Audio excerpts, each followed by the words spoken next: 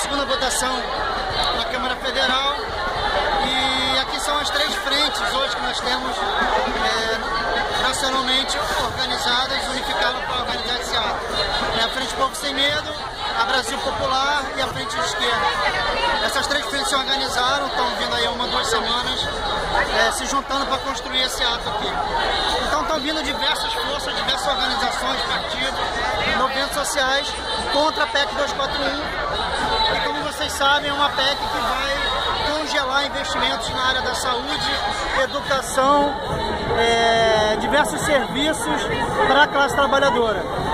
Então a gente está aqui mobilizado, já tem uma série de atividades programadas, como debates, mobilizações, e hoje nós estamos aqui na rua principalmente para tentar barrar hoje a votação, segunda data de votação.